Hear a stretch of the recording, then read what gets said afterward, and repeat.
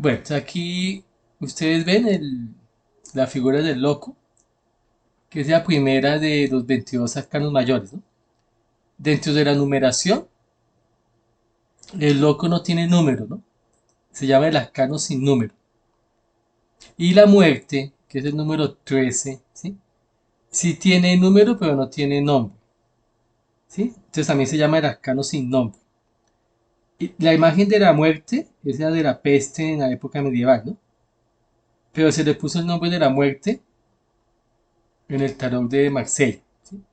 Pero en los antiguos tarots, pues no tiene nombre. Y el loco sí tiene nombre, siempre se ha llamado loco, pero no tenía número. Entonces muchos de los estudiosos del tarot lo ubicaron en distintas posiciones. La idea es que es como el viajero de toda la experiencia, ¿sí? De toda la travesía que representan los 22 arcanos mayores. Bueno, mira, yo escribí una parte que es la introducción, que está antes de este arcano, pero la introducción la vemos hasta después, ¿sí? Porque la idea es que de pronto no la vamos a entender mucho, la introducción, aunque se llame introducción, bueno, hasta que no veamos algunos arcanos, al menos hasta la primera fase, ¿sí? Mira, yo dividí el tarot en tres momentos, que son del arcano 1 al 7, del 8 al 14 y del 15 al 21, que son tres momentos de siete fases cada uno, y ahí suman 21 arcanos. Y entonces la idea es que el loco, que es el arcano cero, ¿sí? Completa los 22 arcanos, pero es como el viajero de las 21 etapas, ¿sí? Entonces lo que explico en la introducción es como esas tres etapas se viven en, eh, en momentos de séptuples, ¿no? O sea, cada etapa tiene 7 momentos para completar las 21. Y eso es lo que se llamaba en la Edad Media la vía mística, ¿sí? Bueno, entonces el texto que les envié, que está ahí adjunto, el que introduce Hans von Balthasar, que es un teólogo importante de origen suizo, ahí se muestra por qué el tarot es una catequesis medieval, ¿cierto? Parecía a lo que se llamaba la vía mística en la época medieval, ¿sí? Por ejemplo, mira, el texto de la Divina Comedia también es una catequesis, ¿sí? Porque también hace un viaje en tres fases, ¿no? En tres momentos, que son el purgatorio, el infierno, el purgatorio y el cielo. Y también cada etapa más o menos son de a siete, ¿no? Solamente el purgatorio, como que hay nueve purgatorios. O sea, hay siete infiernos, siete cielos y nueve purgatorios, me parece. Entonces, porque Dante Alighieri y toda esa gente de la época medieval tenía un mismo esquema, ¿no? De lo que se llamaba la vida mística.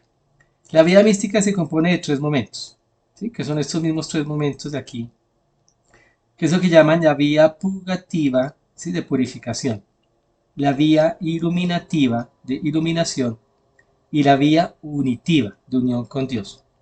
Entonces uno primero se purifica, después se ilumina y después se une con Dios. Bueno, hoy en día hay muchos estudios en literatura que han identificado esa vía mística en mucha literatura de la Edad Media, ¿sí? Entonces sabemos que la Divina Comedia lo tiene, el tarot lo tiene, y las imágenes de la alquimia también tienen el mismo esquema, ¿sí? De cielo, purgatorio e infierno. Solo que en la alquimia se llama distinto. En la alquimia se llama, a la primera etapa se le llama nirvedo, o sea, ponerse negro, que es como la purificación.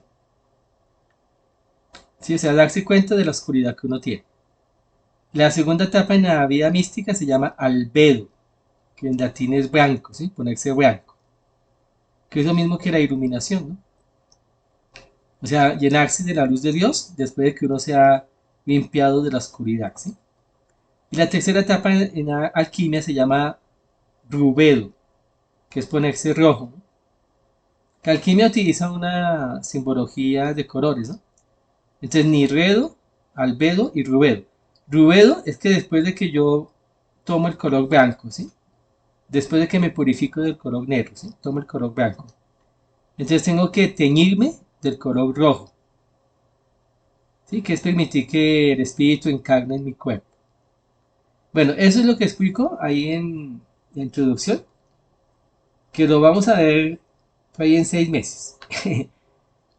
Porque es que de verdad, aunque se llame introducción, no tiene ahora de pronto mucho sentido verla, sino hasta que veamos algunas cosas preliminares, ¿sí? Bueno, pero entonces mira, el loco es el que atraviesa las tres etapas, ¿sí? El loco es el que atraviesa el Nirredo, Albedo y Rubedo. O sea, purgatorio, infierno, purgatorio y cielo. ¿Sí? Bueno, y yo le llamé aquí en el tarot, lo llamé la construcción de la personalidad. Digo, primero el desarrollo de la personalidad. Segundo, construcción de la individualidad. Y tercero, descubrimiento del sí mismo. Entonces, mira, son como tres momentos de autoconocimiento. Como persona, como individuo y como sí mismo. Entonces, como persona, necesito un proceso de desarrollo. Como individuo, un proceso de construcción. ¿Sí? Y como sí mismo, un proceso de descubrimiento. Son las mismas tres etapas, ¿no? Pero dichas en terminología ya psicológica. Bueno, todo eso es la introducción, que solamente aquí se las digo en forma panorámica y somera. Pero la idea es que, mira, las 22 cartas del tarot representan un viajero, que es el loco, que atraviesa tres fases y cada fase en 7 momentos. ¿Sí? O sea, 21 etapas, pero las 21 divididas en tres momentos, tres grandes momentos. O sea, 7 momentos de desarrollo de la personalidad, 7 momentos de construcción de la individualidad y 7 momentos del descubrimiento del sí mismo, que es la secuencia que tenemos en el tarot. Entonces, del 1 al 7, o sea, del mago, el 1 es el mago y el 7 es el carro. Tenemos el desarrollo de la personalidad. Del 8 al 14, que es de la justicia a la templanza, tenemos la construcción de la individualidad. Y del 15 al 21, que es del diablo al mundo, tenemos el descubrimiento del sí mismo. Mira, en términos míticos también, esas tres etapas se conocen como lo humano, lo angélico y lo divino. ¿Sí? O sea, uno es un ser humano, uno llega a niveles angélicos y uno después llega a niveles divinos. ¿Sí? O sea, humano, ángel y Dios. Bueno, mira, esa tipología en tres está en muchas mitologías del mundo, ¿no? Después vamos a ver en qué otras marcos de referencia se reproduce esa mapa del desarrollo del alma, ¿no? Mira, hoy en día hablan del desarrollo de la conciencia, ¿no? Pues porque tiene un sesgo psicologista, pero de lo que estamos hablando es del desarrollo pues, de la persona humana, ¿no? Que antiguamente se le llamaba alma. Bueno, la idea es que me pueden interrumpir cuando quieran o pueden hacer las preguntas al final, bueno, como quieran. Y entonces, mira, voy a explicar cómo es que vamos a analizar cada canon. Entonces, mira, aquí están viendo la figurita del loco. Aquí está en el documento, bueno, esta imagen más grande. Mira, en cada figurita siempre tenemos como tres símbolos claves, ¿sí? O sea, como tres referentes icónicos.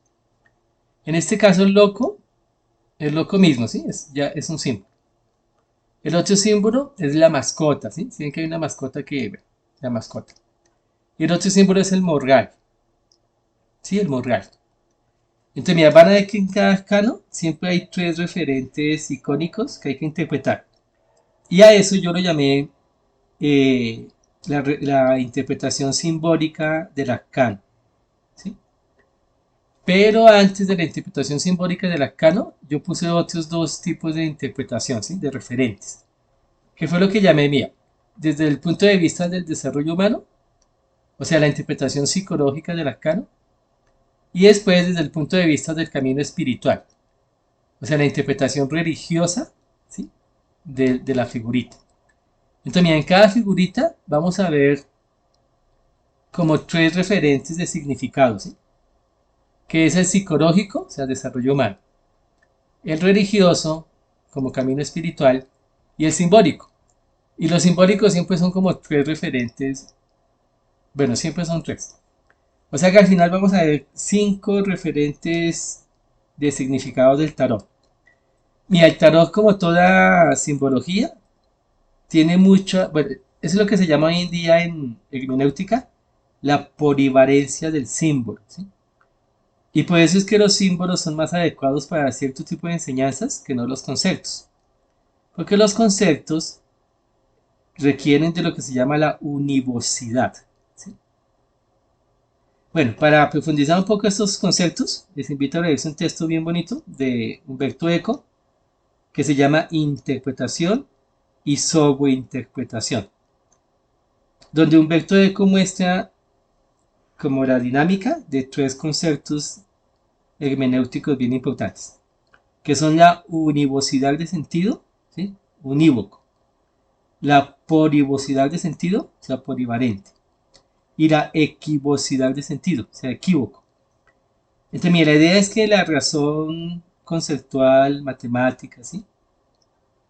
Moderna, pues goza de la univocidad de sentido, ¿no? O la ciencia, bueno, o la filosofía.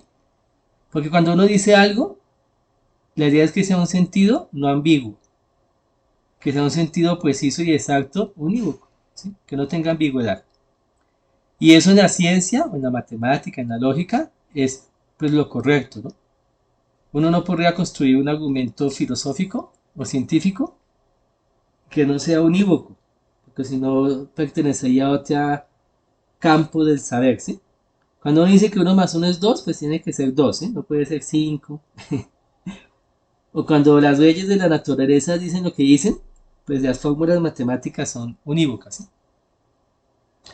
Bueno, pero entonces la diferencia con los textos literarios, ¿sí? Ahí es donde entra la cuestión hermenéutica, es que los textos literarios, a diferencia de la ciencia, tienen una polivalencia de sentido, ¿cierto? No porque sean ambiguos, porque mira, la ambigüedad se debe desambiguar a través del contexto de enunciación. Pero entonces, como no se hace y, se, y no se entiende lo que significa la polivalencia, entonces las mentes científicas que acceden al texto literario ocurren en un error que se llama la equivocidad de sentido. O sea, asumen, o sea, el sistema racionalista moderno asume que si no hay univocidad, lo que hay es equivocidad. O sea, ¿qué significa equivocidad de sentido? Que cualquier sentido es posible en un texto literario, o en un texto religioso, o en un mito. Y eso es lo que no es verdad. O sea, mira, un texto literario, un texto religioso, un mito, un cuento, ¿sí? Un poema, sí permite la polivalencia, pero no cualquier sentido. ¿Sí? Entonces ahí nació toda la propuesta postmoderna del relativismo epistemológico, que dice que cualquier opinión es una construcción de sentido válido. Y eso es totalmente falso, ¿sí? Eso nadie lo acepta en ningún ámbito del saber, ¿sí? Pero las ciencias sociales, que no saben cómo fue que comenzó toda esta discusión de lo que se llamó la crítica de la razón moderna, ¿no? Bueno, como no sabe dónde comenzó el asunto, que comenzó con Nietzsche, comenzó con el giro lingüístico, entonces mira, confunde polivocidad con equivocidad. O sea, no entiende que por supuesto que hay textos que tienen sentido polivalente, pero que no cualquier sentido es posible. Entonces eso es lo que llama Humberto Eco la sobreinterpretación. O sea, uno no puede pensar que un texto tiene cualquier sentido. No. Un texto puede tener varios sentidos, pero son limitados, ¿sí? Y puede que no salgan de los dedos de una mano. Y eso, por ejemplo, en teología se ve mucho, ¿sí? En teología uno puede interpretar un texto bíblico desde tres o cuatro criterios. Uno podría utilizar un criterio histórico, un criterio sociológico, un criterio eh, alegórico, y pues se encuentra tres, cuatro sentidos. Pero decir que un texto significa cualquier cosa, ¿sí? Eso es muy tonto. No, un texto no puede significar cualquier cosa. Un texto tiene contextos de enunciación, ¿sí? y referentes de interpretación. Bueno, entonces el tarot es igual. En el tarot tenemos un texto literario, ¿sí? Escrito en imágenes, pero, o sea, aunque no esté escrito en letras, sino en imágenes, sigue siendo un texto literario, religioso o mítico. Entonces tenemos polivalencia de sentido y no univocidad de sentido. Pero no tenemos equivocidad de sentido. O sea, no es que cualquier cosa se pueda decir de las imágenes, lo que se me ocurra, ¿sí? ¿Qué es lo que hace? Bueno, aquí yo les digo críticas para que ustedes no caigan en confusiones. ¿Qué es lo que hace Alejandro Jodorowsky? Cuando él propone que en un texto, el texto es mía, todo lo que escribe Jodorowsky, como él es terapeuta, eso, pues es interesante, ¿no? Obviamente escribe inteligente. Pero él comete un error con el tarot. Mira, él dice en un texto muy interesante que se llama La Vía del Tarot. Él dice que cada simbolito de las imágenes simboliza algo. Entonces, que el gorro del loco simboliza algo, que los colores simbolizan algo, que los dos bastones que tiene, o sea, un bastón con el que camina y el otro bastón con el que tiene colgado el morral, significa algo, que la mordida de la mascota, o sea, no solamente la mascota, sino que la mascota lo está mordiendo o rasguñando. Y así hace con todas las imágenes. Y eso se llama equivocidad de sentido. Pensar que cualquier cosa significa, ¿sí? Bueno, en teología tenemos otra palabrita, otro concepto para explicar esto.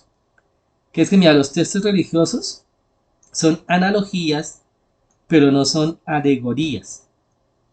Entonces, ¿qué significa analogía? Una analogía es un punto de comparación. Entonces, en todo texto religioso, mira, ningún texto religioso es de sentido literal unívoco. Que ese es el error de lo que se llama el fundamentalismo religioso. O sea, mira, usted no van a ver ningún texto, ninguno, ¿sí? Ningún texto religioso, ningún mito, ¿sí? Ninguna leyenda, güey, cuyo sentido sea literal, por ejemplo, que Dios sacó a Eva de la costilla de Adán. O por ejemplo, venga para que se asombre, que Jesús murió en la cruz del Calvario. Claro que murió en la cruz del Calvario, eso es una cuestión histórica, pero el texto religioso no está diciendo que murió en la cruz del Calvario. Lo que el texto religioso está diciendo, ¿sí? Cualquier otro texto y cualquier mito, es el significado de la muerte en la cruz del Calvario. O sea, mira, el literalismo dice Jesús murió en la cruz. Y lo que hace la interpretación religiosa espiritual es darle sentido espiritual a ese hecho unívoco. ¿Sí? Dice Jesús murió por nuestros pecados. ¿Sí? O murió por la salvación del mundo. O murió, bueno, por lo que sea. Y eso es lo que llamamos analogía de la fe. O sea, mira, todo discurso religioso que ustedes hayan escuchado y que escucharán de aquí hasta que Dios nos lleve a su reino, en la Biblia, el Corán, el Bhagavad Gita, cualquier texto religioso, ¿sí? El momento en que usted lo ha interpretado literalmente, usted no entendió el sentido del texto. Porque aunque el texto diga algo literal, como que Jesús murió, ¿sí?, en la cruz, el texto está enseñando, mira, eso es la polivalencia de sentido de cualquier enseñanza religiosa, ¿sí?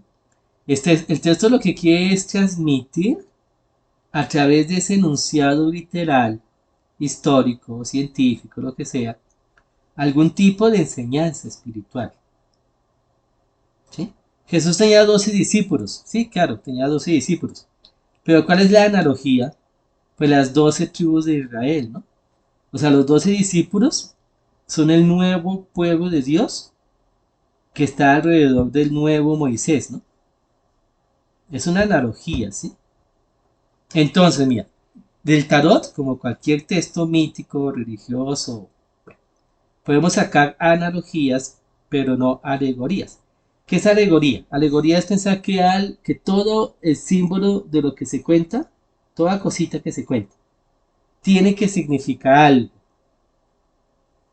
¿Sí? Entonces, por ejemplo, ahí les pongo así. Mira, cualquier ejemplo uno lo puede usar. Jesús tuvo 12 discípulos y uno lo engañó, ¿cierto? Entonces, si los 12 discípulos significan las 12 tribus de Israel, También tiene que significar que alguna tribu de Israel es como un Judas, traidor. Algunas de las tribus de Israel. No, no. Porque si usted comienza a sacar de cada figurita de lo que se dice, de cada cosita, de cada personaje, ¿sí? Comienza a sacar interpretaciones simbólicas, usted vuelve la analogía, la vuelve una alegoría. ¿Sí? Y las religiones del mundo no tienen alegorías. ¿Sí? Entonces cuando Alejandro Jodorowsky dice, digo el papá, cuando el hijo se llama Alejandro, ¿no? El papá se llama, ahí se me fue. Cuando Jodorowsky dice que cada cosita de cada figura significa una cosa, está alegorizando las imágenes del tarot y entonces comete un error muy grave que sí que no tiene perdón, porque él debería, porque él está asumiendo que los pintores del tarot estaban pintando alegóricamente. Y él debería saber que no, que en la Edad Media la teología se sabía mucho y ellos sabían que tenían que escribir analogías, no alegorías.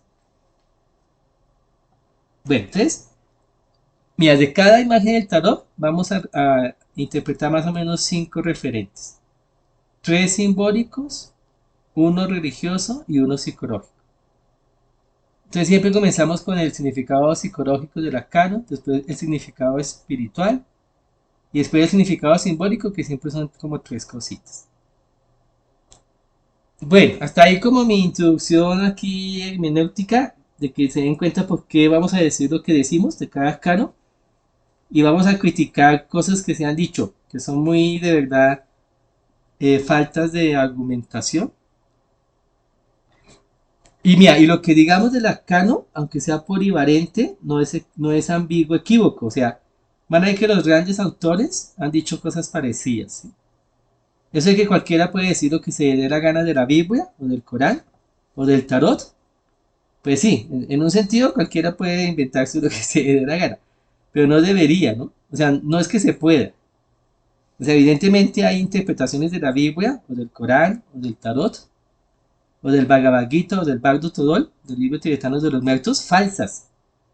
Y uno le puede decir al sacerdote que está interpretando la Biblia, ¿sí? Los evangelios, o al monje budista tibetano, venga, les digo así literalmente, uno le puede decir al Dalai Lama, usted se está equivocando cuando interpreta este sutra del Buda, porque el Buda en este sutra, ¿sí? No quiso decir lo que usted está diciendo. ¿Sí? Y uno le puede decir a cualquiera que quiera interpretar la Biblia, usted se está equivocando, no hay ningún referente para que usted saque esa significación de ese texto. Entonces, venga, bien, por eso es que los estudios de literatura, o religiones, o antropología, no son subjetivos, ¿sí? O sea, tienen que adecuarse a lo que se llama el sensus fidei. El sensus fidei es el consenso comunitario, ¿sí? De la comunidad académica que interpreta algo. ¿Sí? No es que alguien diga es que el mito significa tal vaina, y no. Eso hay una comunidad que ha interpretado el mito alrededor de hace mucho tiempo, ¿sí? Cualquier mito que sea, cualquier religión, cualquier grupo indígena, cualquier costumbre, ¿sí? Y alrededor de esa comunidad interpretativa, hermenéutica, se va construyendo, ¿sí? Un referente de interpretación, que usted no puede saltarse subjetivamente, ¿sí? De buenas a primeras. Bueno, eso les digo, porque es que hoy en día, como el posmodernismo ha metido la mentira y falacia, que cualquier construcción de sentido es válido. Entonces, por eso, ahí les termino el comentario, mía. No cualquier construcción de sentido es válida. Para que una construcción de sentido sea válida a todo nivel, mía, hasta psicológico, ¿sí? Para que o y político, para que una construcción de sentido, ¿sí? Tenga validez, tiene que tener algún marco de referencia, algún contexto de validación, de enunciación que lo valide. Y uno puede demostrar argumentativamente que alguna persona está utilizando contextos de enunciación totalmente fantasiosos. O sea, si alguien me dice que tal cosa en la Biblia significa, no sé, digamos, algo no sé, por ejemplo, para decir algo, ¿no? Voy a inventar. ¿Qué eso significa el demonio? Y uno dice, un momentico, usted por qué me dice que esa comunidad del Evangelio de Juan creía en los demonios. Ah, no, que por allá la Biblia habla del demonio. Sí, pero ¿cuál comunidad? En la Biblia hay muchos escritores. Entre derecho con una comunidad paulina, sí, crea de pronto en el ángel caído. No significa que las comunidades juaninas también creyesen lo mismo. Entonces, usted no me puede coger un contexto de enunciación distinto, ¿sí? Y achantárselo a este texto, porque este texto tiene su propio contexto de producción. Y eso se estudia mucho en sociología de la literatura, ¿no? O sea, mira, todo texto nace en un contexto de producción, que es el que le da el referente de sentido válido. Entonces, venga usted y me dice que San Pablo era machista. Yo digo, ¿en cuál texto San Pablo dice que es machista? Mira, no hay ningún texto en la Biblia donde San Pablo tenga posiciones machistas. Ninguno. Usted dice que sí, pues porque no ha leído la Biblia y ha escuchado fuentes secundarias. Antes hay un texto famoso de San Pablo. Mira lo que dice el texto, Gálatas 3:28, que es totalmente contrario al machismo. Dice, mira, en Cristo Jesús no hay ni griego ni judío, ni esclavo ni libre, ni hombre ni mujer, porque todos somos uno. O sea, mira, San Pablo es lo que se llama el primer universalista, ¿no? Hay un texto muy bueno de un filósofo francés que explica eso. Se llama el universalismo de San Pablo, es excelente. Donde explica que toda la idea de la ecumenicidad o catolicidad, o lo que llamó Kant después el cosmopolitismo, ¿no? Y que usted lo ha escuchado últimamente como derechos humanos. Y toda la idea de universalismo, o sea, de que los humanos somos de una misma estirpe, ¿no? Que no hay nada que nos diferencie. El fundador de la concepción universalista de los seres humanos es San Pablo. ¿Sí?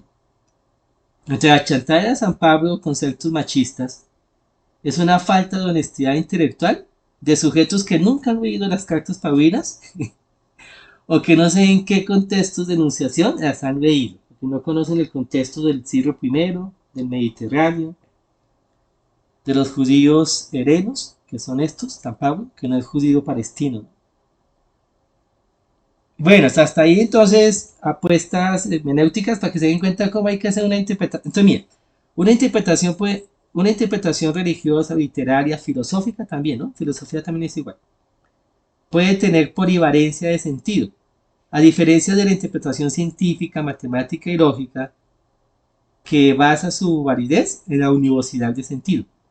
Pero ningún texto, ningún discurso ningún discurso se puede sustentar en la equivocidad de sentido.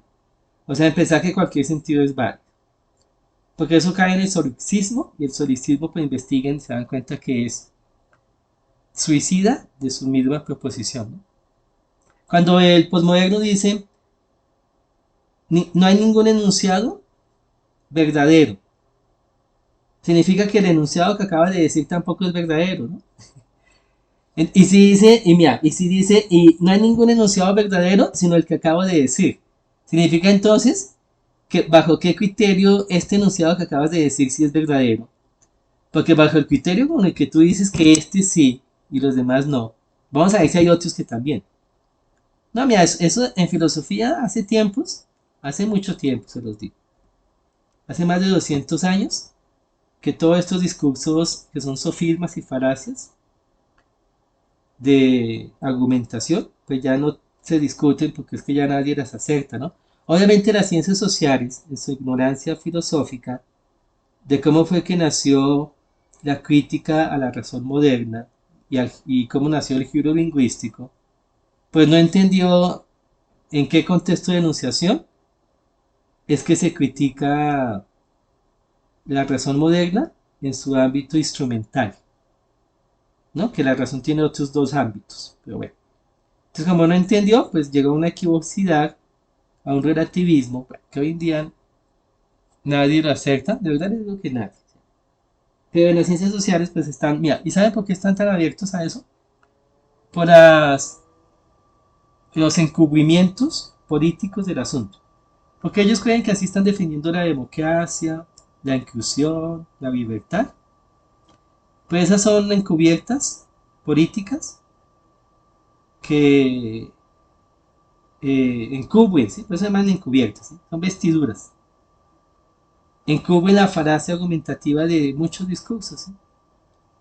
Que como pareciera que este discurso incluye al débil, entonces creen que eso es hacer un favor a la humanidad, pero no, pero de verdad están muy pifiados. ¿Sí? Y ahí, ustedes van a escuchar de mí y yo se lo voy a decir todo con argumentación y con libros. Ya tengo un buen texto de un coloquio de filosofía que se hizo en los años 90 aquí en la Nacional. Imagínense, en los años 90, hace ya tiempito. Hay un buen texto de un filósofo peruano, es muy bueno, se llama Pablo Quintanilla, donde muestra la falacia del relativismo epistemológico de la posmodernidad a través de un autor que es muy interesante, que les recomiendo que se lo vean, que defiende algo que se llama el principio de caridad. Se llama Donald Davidson, ¿sí? Es un filósofo gringo.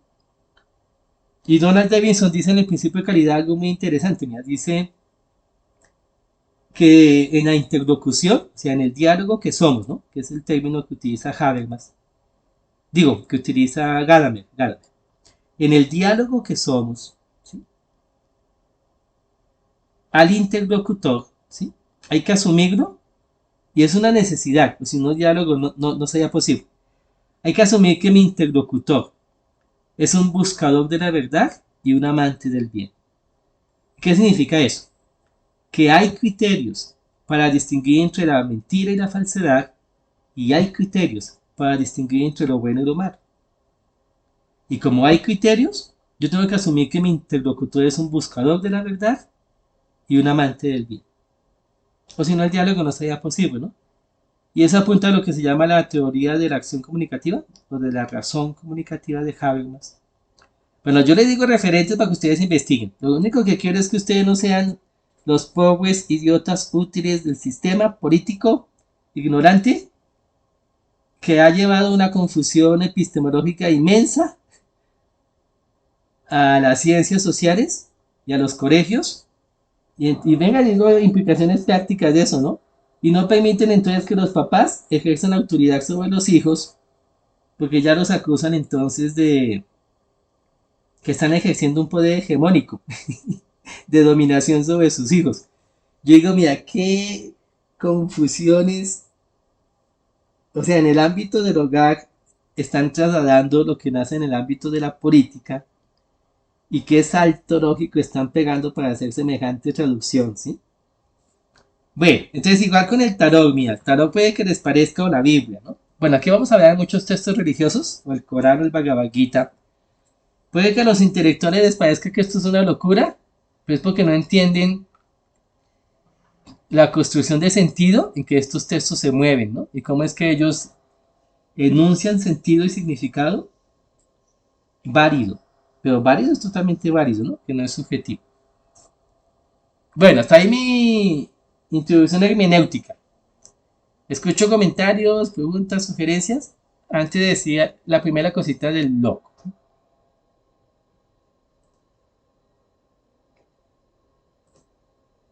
Profe. Sí, pueden interrumpir, tranquilos. Los escucho si quieren comentar algo. No es un comentario, pero sí una pregunta. Sí. Eh, ¿Su merced cree que podría ser como algún tipo de recuento histórico sobre el tarot?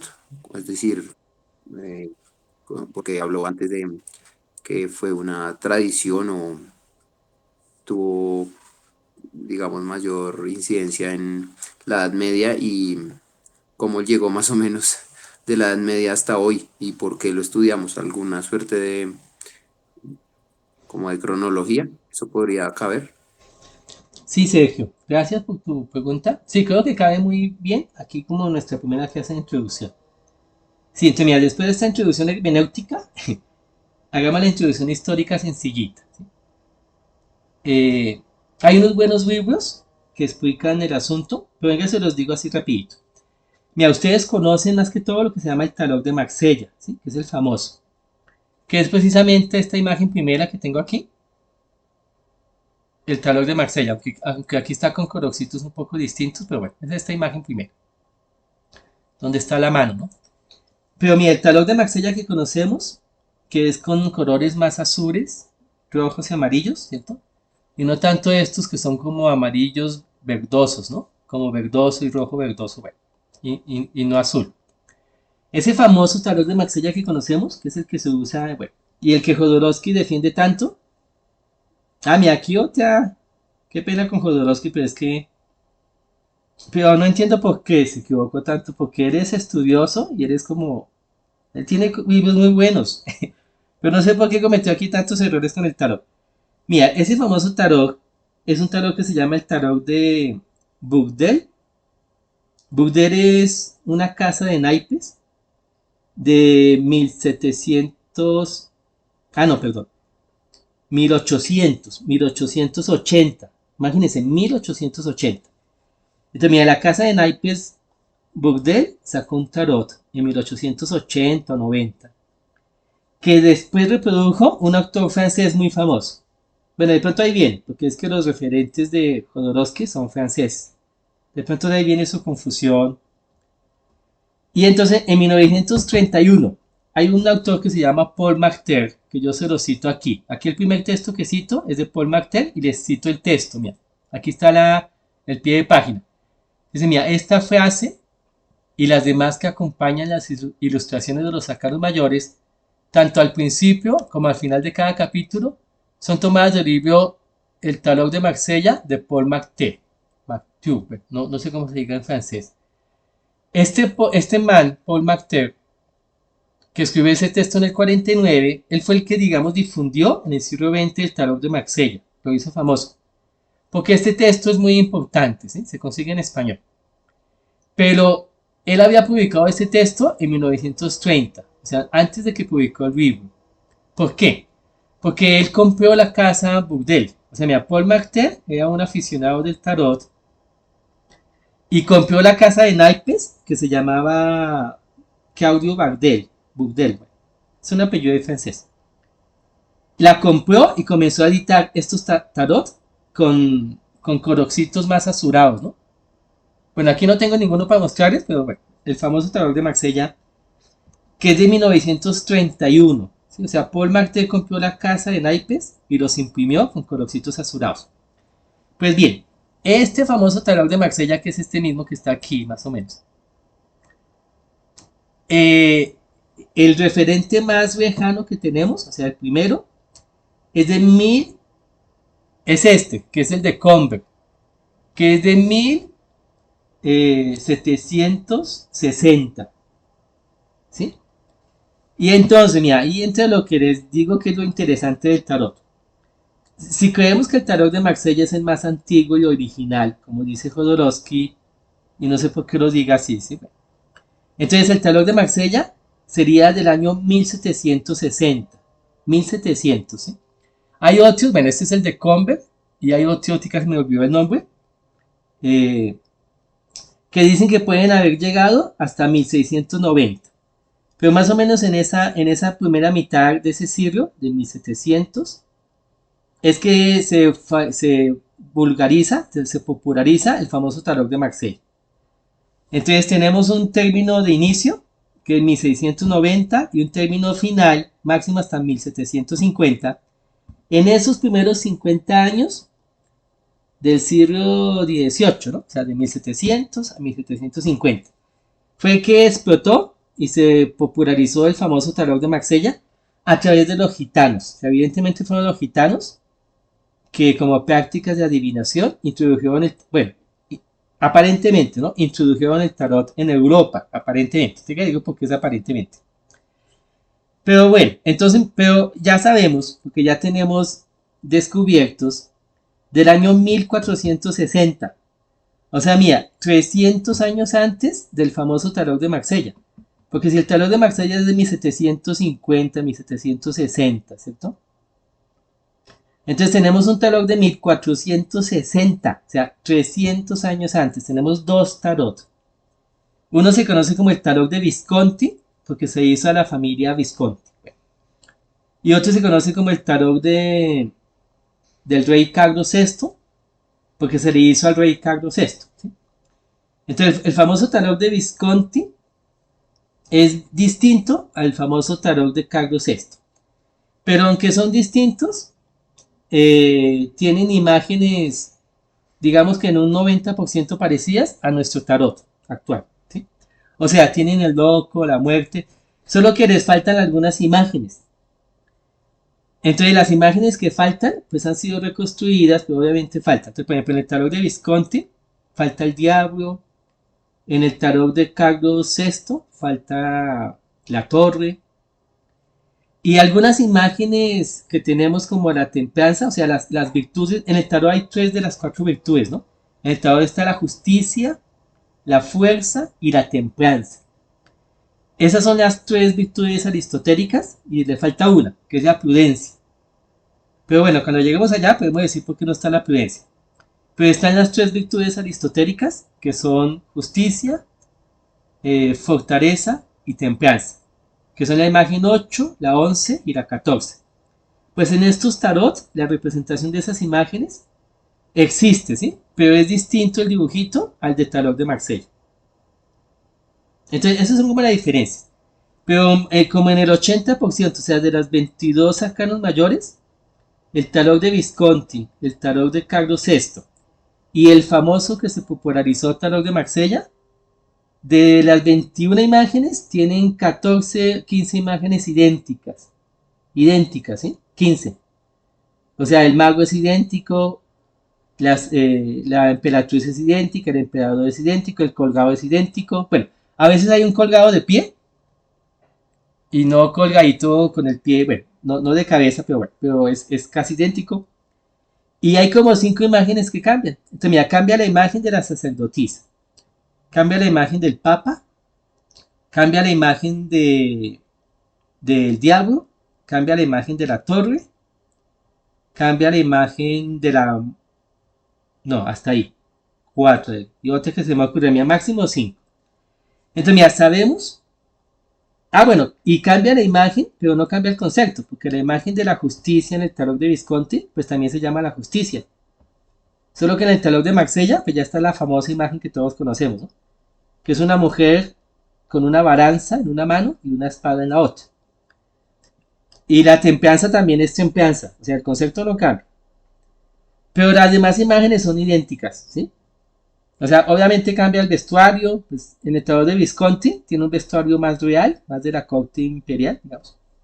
Y en el tarot de Marsella es más de la gente de la calle, ¿sí? Del común. Bueno. Entonces, mira, ¿qué sabemos de la historia del tarot? Sabemos que los primeros tarot son del año 1460. El tarot de Visconti y el de Carlos VI también se llama el tarot de Stensi. Sí, Stensi. O de Ringomer, porque Ringoner es el pintor, ¿sí? Bueno, y el de Visconti lo pintó alguien que se llama Bonifacio Bembo. Ah, bueno, mira, yo al final de cada documento les pongo esos tarot, ¿no? Mira, yo les pongo 12 imágenes de tarot, 12, que hacen parte de la historia del tarot, que son bien bonitas. Entonces, mira, aquí están estas imágenes de 1650, mira. Y de 1780, bueno, pues ahí está el tarot de Marsella, ¿sí? Estas son más modernas, del siglo XX. Y al final, si les pongo la de Visconti. Ah, no les puse la de Visconti. Qué pena. Pero allá en otro documento la había puesto, entonces lo cambié. Entonces, mira, el más viejo que puse es 1650. Bueno. Entonces, mira, entonces en resumidas cuentas, ¿qué sabemos del tarot? Históricamente, mira, sabemos que 22 imágenes, sí, 22 imágenes, ¿sí? Con figuras simbólicas que ya más o menos sabemos qué significan todas, ¿sí? Porque habían otras, mira, había uno que se llama el tarot de Mantegna, que en vez de 22 tiene 50 figuras, ¿sí? Y así tenemos otros, porque es que mira, esto es iconografía medieval que era muy popular en la época, ¿no? No solamente los libros de alquimia, sino muchas enseñanzas se daban a través de imágenes, ¿sí? Eran libros con imágenes, porque la gente era analfabeta, ¿no? Entonces había que enseñarles con imágenes.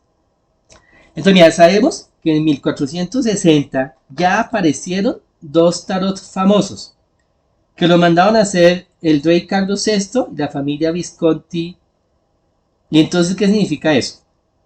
Que si ya gente famosa los mandó a hacer, Significa que el juego ya se había popularizado, o sea, ya existía, ya era famoso antes de 1460. ¿Sí?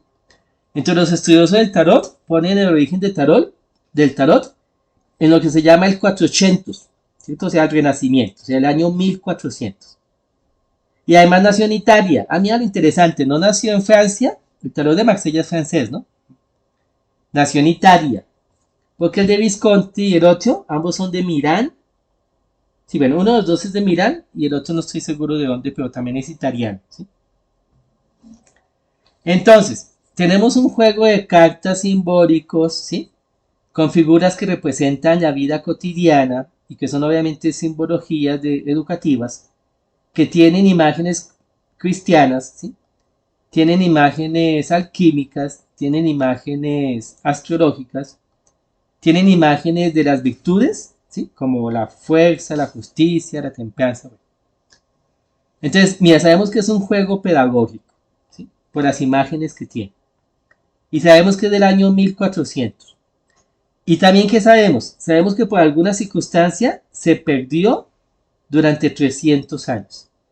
O sea, mira, de 1460 a 1750, que es el famoso tarot de Marsella, el de Bourdelle, ¿sí? No tenemos registro.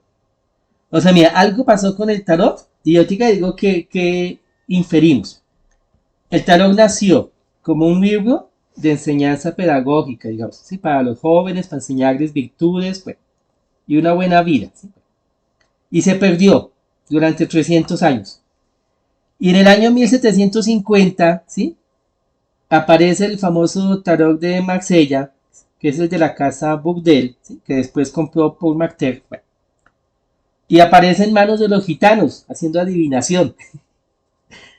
Entonces mira lo que creemos, porque ya tenemos registros de eso, y el libro que les envié, que introduce Hans von Balthasar, habla de eso. El tarot supuestamente fue un texto místico de catequesis cristiana que se ocultó en los monasterios de Europa. Y hasta el día de hoy, o sea, hasta el año 1964, tenemos testimonio que es el año en que se escribe el texto que les envié, ¿no? Que introduce Hans von Balthasar. Sabemos que el tarot es un sistema de catequesis medieval cristiana que se enseña en conventos europeos, pero que se mantiene en secreto para evitar, porque obviamente esto es una heterodoxia, ¿no? Entonces, para evitar cualquier tipo de persecución y de estigmatización, se mantiene en secreto. Y que en 1750, no sabemos cómo, ni cuándo, ni sí, cómo, los gitanos se apoderan del tarot y lo divulgan. Y entonces 100 años después, que fue cuando fue el gran renacimiento del tarot, en 1880, intelectuales europeos de Francia y Londres recuperan el valor simbólico del tarot, ¿sí? Y lo introducen como un sistema de autoconocimiento, desarrollo espiritual, dentro del discurso esotérico, digamos. Y en el siglo XX, entonces ya llega la psicología y algunos psicólogos importantes lo recuperan como sistema de autoconocimiento. Bueno, ahí está una historia más o menos somera. Pero bueno, venga desde. Entonces, en los años 60, el tarot, bien, en la primera mitad del siglo XX, el tarot se recuperó, bueno, desde 1880, ¿sí? Con unos grupos de Francis de Londres. Bueno, pero durante la primera mitad del siglo XX, sí, bueno, el tarot se recuperó como sistema de autoconocimiento místico. Pero en los años 60, con todo lo que llamamos la nueva era y las nuevas espiritualidades, el tarot cayó entre las masas y el vulgo ignorante. Y hoy en día, se los digo, ninguno de los libros que ustedes conseguían en las librerías, mayormente. Tenga, digo los 5 o 4 autores que sí, pero es que esos ni los venden. Como el que les envié, ¿no? Es uno de los más importantes. Los 22 arcanos del tarot, introducido por Hans von Balthasar, de editorial Herder, que cuesta como 270,000 pesos, ¿no? Ahí se los envié cuando les hice la invitación. Mira, hoy en día, ninguno de estos libros de hoy en día que venden hablan del significado psicoespiritual del tarot, místico y esotérico. Todos hablan del tarot como sistema de adivinación. Y el tarot no fue sistema de adivinación, ¿sí? Así lo hicieron los gitanos, pero nunca fue eso. El tarot fue un sistema de camino espiritual, ¿sí? Y usted va a las librerías y no consigue ningún buen libro del tarot. Bueno, ¿cuáles son los autores buenos? Mira, uno es Paul McTaggart. Otro es Paul Foster Cage, que aquí también se lo cito de pie de página. Otro es el que ya les dije de Hans von Balthasar, que aquí sí no está citado en el primer documento. Bueno. El otro es un alemán que hace una comparación del tarot con lo que se llama el viaje del héroe. Este también se los puedo enviar, que también ya lo tengo escaneado. El viaje del héroe. Y ya, ¿sí? Ah, y ahí hay un buen libro de la historia del tarot, pero que ya no que ya no se publica en español. Se publicó hace un tiempo y ya se dejó de publicar. Mira, tenemos como 4 libritos, 5. Y esos ninguno los consigue en las librerías. Toca mandarlos a pedir porque no los venden. ¿Por qué no se vende? Porque como se vende es lo que la gente compra. Y la gente no compra cosas buenas, sino cualquier... Bueno, pues yo ya les envié uno. Después les envío el otro, el de el tarot. Como el viaje del héroe. Es un animal y tiene referentes junguianos y está bien escrito. Digamos que es bien interesante. Bueno, hasta ahí. Hasta ahí todo el chisme. Entonces, mira, el tarot. Mira, no crean ustedes que el tarot es nada de lo que han escuchado. Mira, esto pasa igual con todo, mira, con todo lo que son las religiones del mundo. Yo les aseguro que ustedes han escuchado de la Biblia cosas que no tienen nada que ver con la teología. Y han escuchado del hinduismo, por ejemplo. Mira, si yo les pregunto qué es el karma y qué es la reencarnación, ¿ustedes han escuchado esos dos conceptos del hinduismo? Que no tienen nada que ver con el hinduismo. O sea, son conceptos que se han occidentalizado.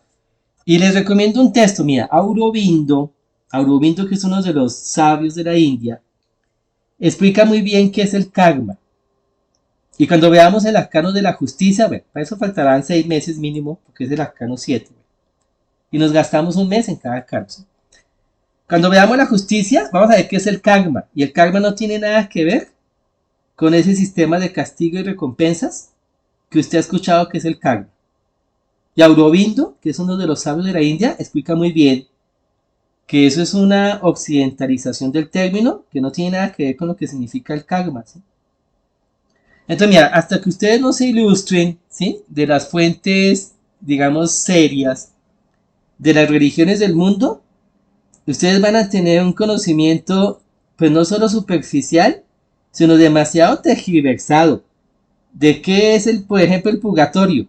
Usted ni ha escuchado, no tiene ni idea de qué significa el concepto del purgatorio, realmente. Y ni del Bhagavad Gita, ni del Buda. Si usted cree que lo que enseñan los budistas tibetanos es budismo auténtico, no. Budismo tibetano es religión Bon, ¿sí? Con vestimenta budista. Entonces, mira, por eso es que hoy en día estamos en un gran dilema. Y ya con esto voy terminando. Y bueno, gracias por su media horita que me regalaron de demás. La idea es que es de 6:30 a 8, ¿no? Disculpen hoy que no pude llegar temprano. Pero mira, venga, les digo, mira, cualquier búsqueda espiritual que usted encuentre, si usted no va a las fuentes primarias, a los autores serios, teológicos, ¿sí? Usted va a tener todo un sentido muy mal informado, pero súper mal informado, ¿sí? Una desinformación total de qué significa todos los conceptos de la espiritualidad. Ah, bueno, mira, precisamente de eso es que les quería hablar de qué significa el loco, pero solo se introduzco en 2 minuticos y lo vemos hoy en 8 bien. Mira, el loco como referente psicológico, ¿sí? Solamente psicológico. Representa el espíritu que nos habita, ¿sí? O sea, nosotros como seres espirituales, no como seres corporales, ni siquiera como seres psicológicos, sino espirituales. Y el loco tiene 3 referentes, ¿no? Mira, tiene un morral y tiene una mascota. Entonces, mira, la mascota del loco es nuestro cuerpo físico. O sea, la mascota que usted tiene que alimentar y cuidar y bañar todos los días. Y adiestrar, ¿no? Para que se someta a usted. Para que no sea una mascota salvaje. La auténtica mascota que usted tiene que entrenar y cuidar y alimentar se llama su cuerpo. Es usted como espíritu encarnado, ¿sí? Y ese espíritu, que es el loco, tiene un morreal, que significa que nadie nace en cero, sino todos venimos con una herencia ancestral, es la memoria que nos acompaña.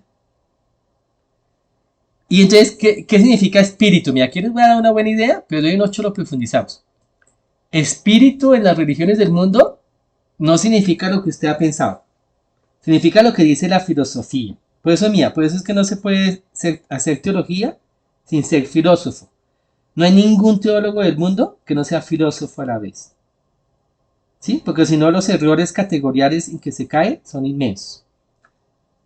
Mira, loco como referente psicológico. Psicológico significa nuestra estructura psicológica, ¿cierto? O antropológica también podríamos decir. El loco me representa a mí como espíritu encarnado, que viene a una nueva aventura de la vida, ¿sí? Y viene acompañado de una mascota, o sea, viene encarnado, ¿sí? El espíritu tiene que encarnarse en materia, en cuerpo biológico, la mascota. Pero viene acompañado de sus memorias ancestrales. O sea, no nace en cero, ¿sí? Y esas memorias pueden ser las de nuestros ancestros, si es que la reencarnación no existe, o la de nosotros mismos, si es que asumimos que existe la reencarnación, ¿sí? O ambas, ¿sí? Pero para el que no cree en la reencarnación, todos nacemos con una memoria de los ancestros, ¿sí? Que nos acompaña.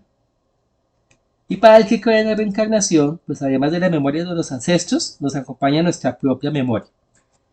Bueno, entonces mira, ¿qué significa espíritu? Se los digo de una vez para que entendamos. Mira. Entonces mira, recuerden, mira, ningún concepto religioso, ¿sí? Ningún concepto simbólico, mítico, ¿sí? También de la antropología de las religiones. Ningún concepto religioso significa, y es que se los puedo asegurar, lo que usted tiene en su cabecita. ¿Por qué? Porque usted ha entendido todos estos conceptos en un marco de referencia equivocado.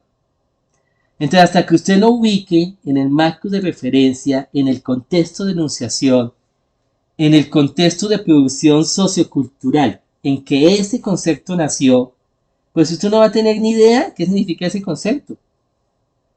¿Sí? Ni siquiera el concepto de Dios. Mira, cuando usted dice Dios, usted está diciendo algo muy distinto a lo que en el Bhagavad Gita se llama el Señor, ¿sí? O lo que en la Biblia se llama Yahvé, o lo que Mahoma llama Alá. Cuando usted dice Dios, usted está significando en su mente algo muy diferente, ¿sí? A lo que significa ese concepto en el contexto de producción en que se dio.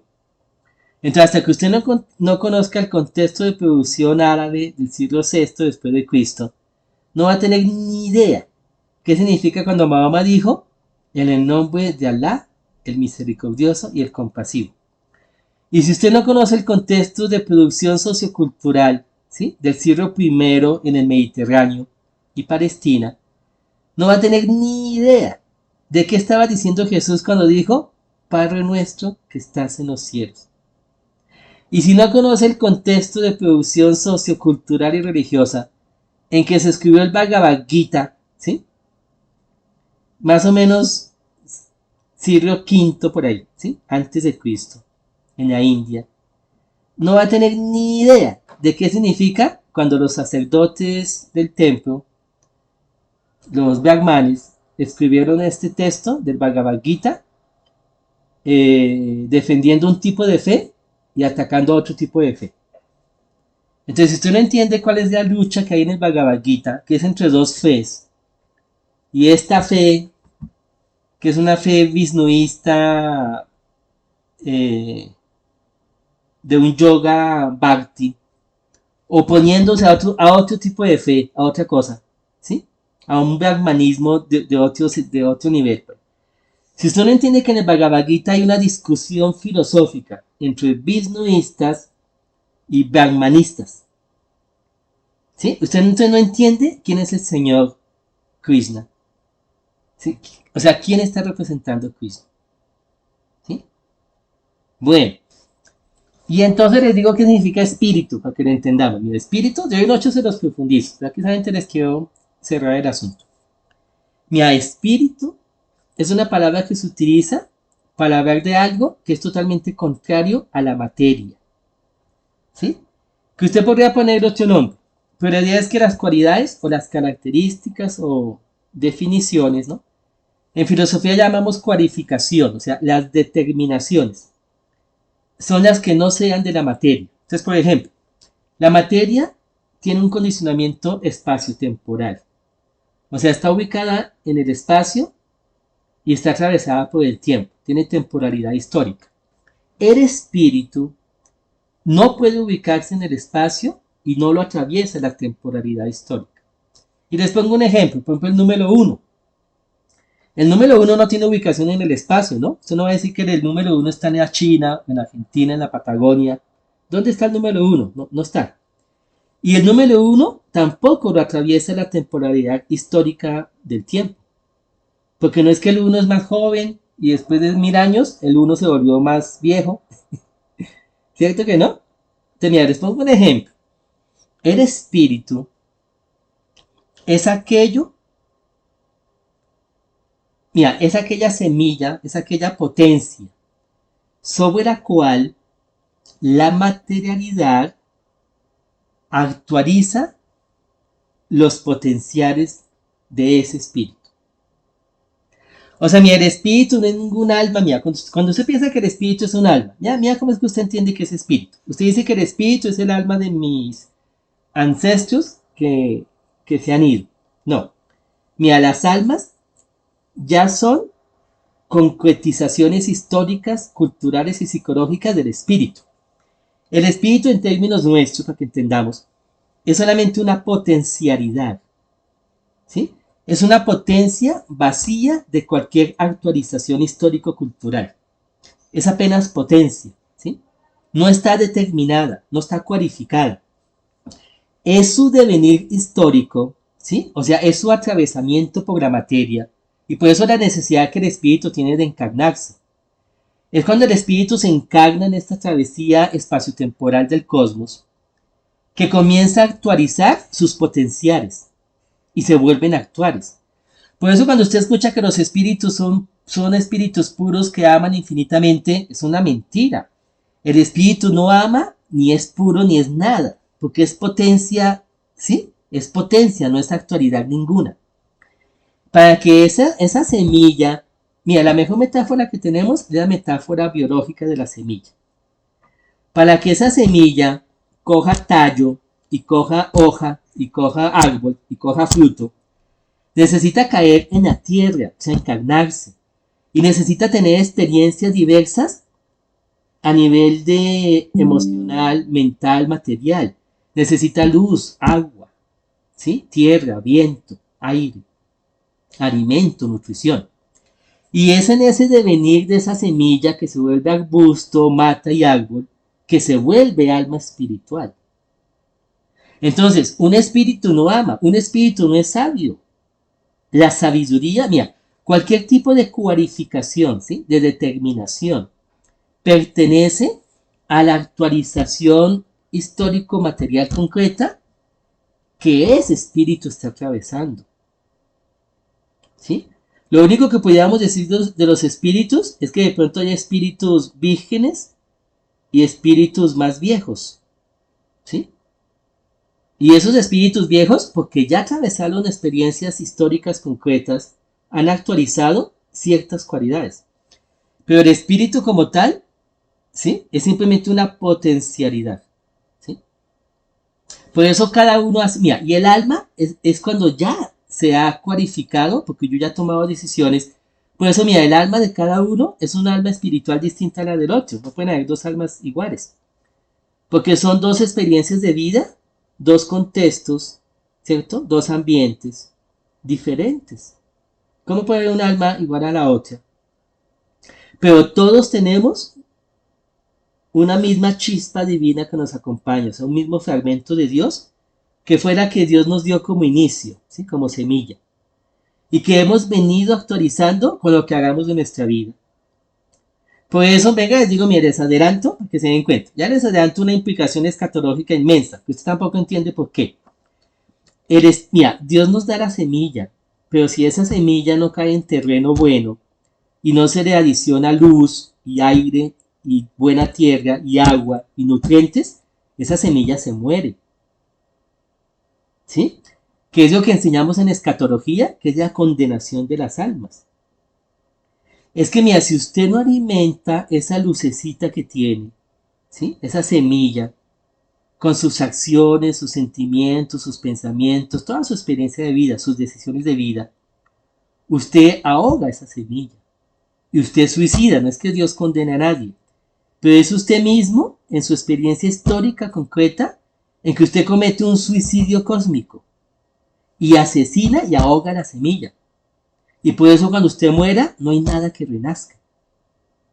¿Sí? Porque usted vivió 80 años de iniquidad, digamos de analfabetismo espiritual y emocional y intelectual y a todo nivel.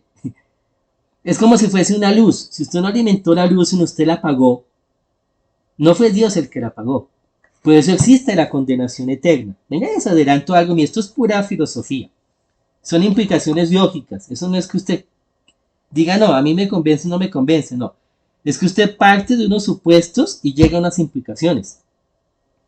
El espíritu no es eterno.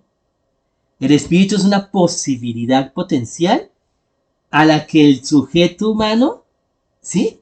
Si lo somete a las leyes del universo de la vida, porque es que la vida tiene un ordenamiento cósmico. Si usted permite que esa semilla se someta al ordenamiento cósmico, esa semilla puede llegar a ser eterna. Pero si usted contradice las leyes de la vida, usted lo que hace es que asesina la semilla. Y eso es sencillo, es que eso no es de fe, eso es puro sentido común. Por eso les digo que en teología, primero se habla del sensus communis, del sentido común. Mira, usemos la metáfora de la semilla. Yo le doy una semilla y usted no la siembra, no le echa agua, no la pone a la luz del sol, ¿sí? Pues ¿qué pasa con la semilla después de un tiempo? Pues se muere. O usted coge la semilla, la siembra, la cuida, la alimenta. ¿Qué pasa después? Pues nace una mata y nace un árbol. Y si usted la sigue alimentando, ahí el árbol permanece. Y esa es la vida eterna, ¿sí? Usted puede permanecer. Pero ¿qué tal si usted lo que hizo fue ahogar la semilla? Y la pisoteó y hasta la quemó. Pues la mató. Y eso es la condenación eterna. Entonces, mira, des en cuenta lo que yo les estoy proponiendo. Mira, el camino de la fe es un camino de un conocimiento que no es un sacrificio al intelecto. Es simplemente y eso le enseña muy bien Kant. Mira, hay tres racionalidades, hay tres formas de razonar, ¿sí? Uno es el de la ciencia, otro es el de la filosofía y otro es el de la religión. Y las tres racionalidades, ninguna de las tres son subjetivas y todas las tres son racionalidades. O sea, no tienen que ver con nada de superstición, porque es que además usted cree que la fe es superstición, o es pensamiento positivo, o es autosugestión. No, mira, la fe no es nada de eso. Mira, la fe simplemente es el uso de la razón en el ámbito que le corresponde a la fe, que es lo que se llama la analogía de la fe, que es lo que estamos haciendo. Es como si alguien me dice, mira, yo no creo que el sol salga por la mañana. Yo digo, no, pues que no, eso es de creer, man. Eso es de la fe como, de la razón como ciencia. Mira, hay tres ojos del conocimiento. El ojo de la ciencia, el ojo de la ratio, que es lo que utiliza la filosofía, y el ojo de la fide, de la fe. Y así como usted accede a la ciencia, ¿sí? A través de la experimentación científica, la empiria, ¿sí? De los objetos de los sentidos. Y así como usted accede a la razón, es como cuando yo le explico qué es el uno y qué es el triángulo. Eso no es que usted me diga que me cree, que no me cree, sino que usted entiende que es un triángulo. Usted entiende que es una hipotenusa. Usted entiende que son los números naturales. Pero ¿cómo es el acceso que usted tiene a los números naturales? Pues no es a través de los ojos de la carne, no. Es a través de la ratio, ¿sí? Y hay otro ámbito que se llama el ojo del espíritu. ¿Y cómo accede usted al ojo del espíritu de la fe? ¿Cómo accede usted a saber que existe Dios? Pues de una manera distinta a como usted entiende que existen los números naturales. Y de una manera distinta a como usted entiende que existe la montaña y los átomos y las moléculas. Son tres maneras distintas de razonar. Pero las tres son razonamientos de la mente. La fe no es un acto emocional. Eso no le enseña ninguna religión del mundo.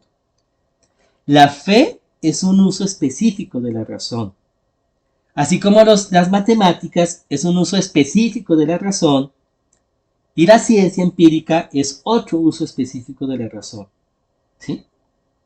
Bueno, eso lo enseña muy bien Kant en lo que se llama la crítica de la razón pura para entender qué es la ciencia. La crítica de la razón práctica para entender qué es la filosofía, la ética y la religión.